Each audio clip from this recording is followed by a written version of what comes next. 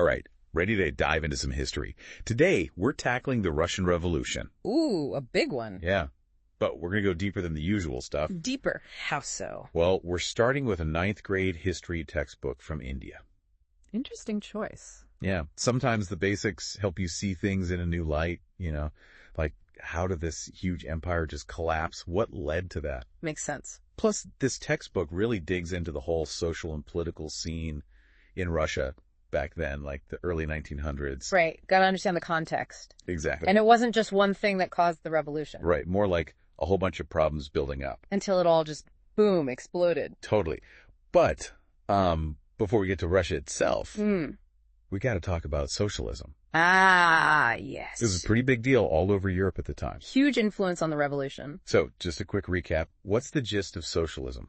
Well, at its core, it's all about, sharing resources and wealth. The opposite of capitalism. Yeah, exactly. It challenges that whole system where a few people have all the power and money. And guys like Karl Marx and Friedrich Engels, they were like the poster boys for this. They were dissecting capitalism, showing everyone how unfair it was. Then predicting its downfall. Right, Yeah. exactly.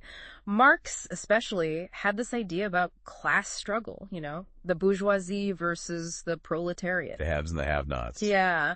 And he thought the workers would eventually overthrow the whole system. And these ideas caught on in Russia. It's fascinating, right? Because Russia wasn't exactly the most industrialized place back then. Still a lot of peasants. Tons, 85% of the population. Wow. And they were living in poverty while a tiny group of aristocrats owned all the land. Talk about inequality. Fight for revolution, right? And it wasn't just the peasants. The textbook mentions factory workers too. Oh, absolutely. Industrialization was on the rise, so you had this whole new class of urban workers. Working in terrible conditions. Yeah, long hours, low pay, dangerous factories. Perfect breeding ground for discontent.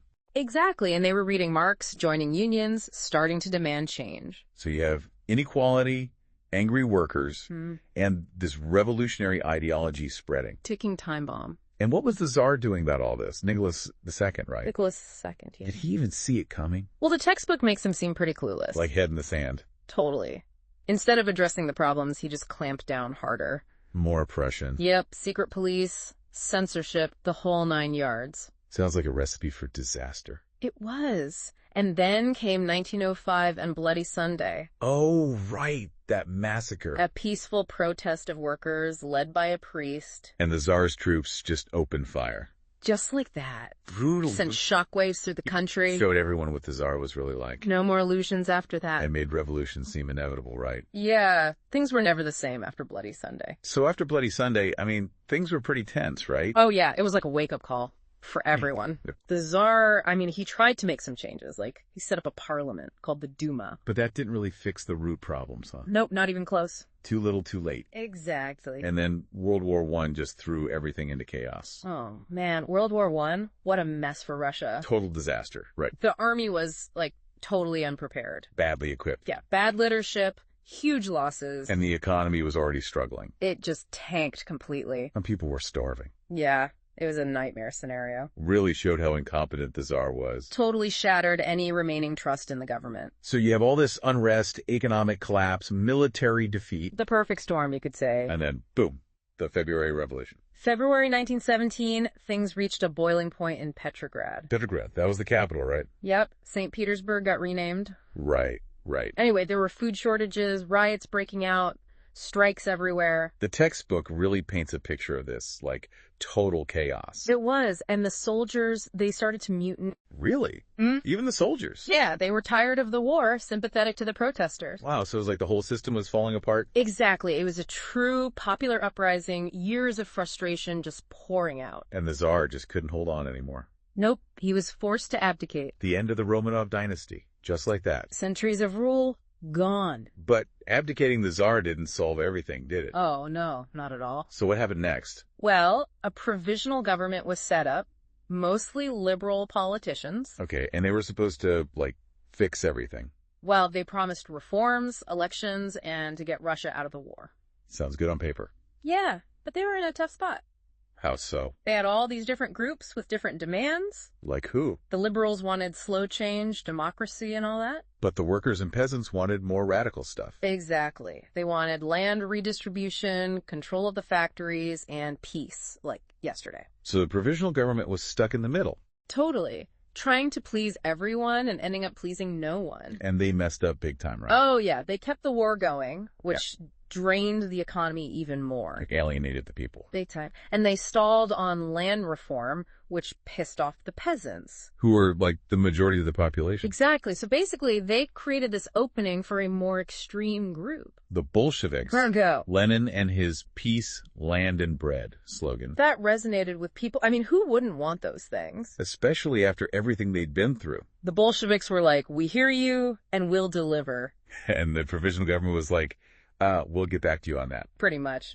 The Bolsheviks were organized, had their red guards, and Lenin, he was a strategic mastermind. So the stage was set for a showdown. Big time, weak government, desperate people, and a radical party ready to take over. And that's exactly what happened in October 1917, right? October Revolution.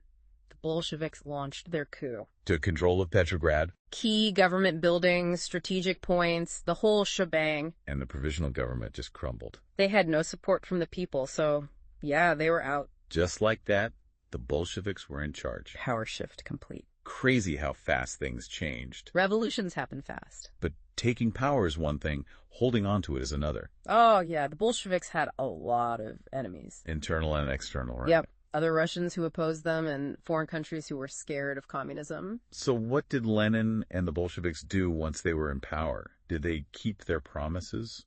They did, actually, at least some of them. Like peace, land, and bread. They got Russia out of World War I, signed a treaty with Germany. Peace check. They gave land to the peasants. Land. But the bread part, that's where things got complicated. Bread, huh? Yeah, feeding the whole country, that's not easy. Especially after a revolution and a civil war. Right, everything's a mess. So the Bolsheviks, I mean, they had these big ideas about socialism, right? But putting those into practice, well, it wasn't a walk in the park. And this is where war communism comes in, right? Yeah. Basically, they needed to win the Civil War. Makes sense. So they took control of all the industries, took grain from the peasants, and started rationing everything. That's pretty drastic. It was a command economy, everything controlled by the government. And how did people react to that? Well, especially the peasants. They were like, hey, that's our grain. Yeah, I bet they weren't happy. Plus, the economy was in ruins, production went way down, and there was a massive famine. So trying to create this perfect socialist society, it backfired a bit. You could say that.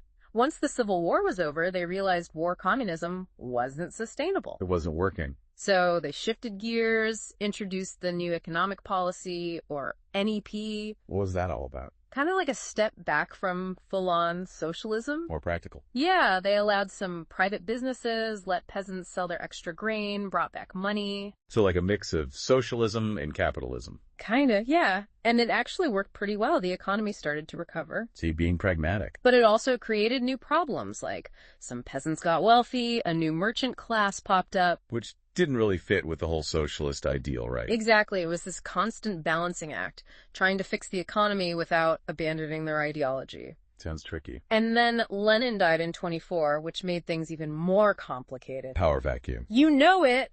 And that's when Stalin came into the picture. Joseph Stalin, yeah.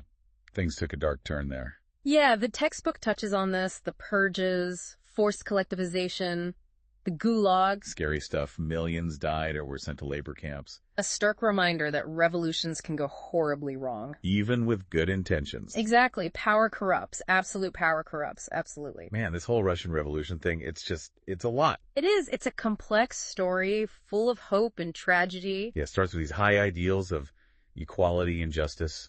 But then it all gets twisted, ends up in tyranny and oppression. It's a lot to process, you know? It is. But that's history for you. It's messy, it's complicated, but it's important to understand. Absolutely. So, to our listeners, I mean, if this deep dive sparked your interest, don't stop here. Yeah, keep learning, keep digging. There's so much more to discover. The Russian Revolution, it's a lesson for all of us about the power of ideas, the dangers of unchecked power. It makes you think about the choices we make as individuals and as a society. Right, like what are we fighting for? What are the consequences of our actions? It's not just about the past, it's about the present and the future, too. Well said. Well, this has been an intense deep dive, but I'm glad we did it. Me too. It's always fascinating to explore these pivotal moments in history. Thanks for joining us, everyone. And remember, keep exploring, keep questioning, and we'll see you next time.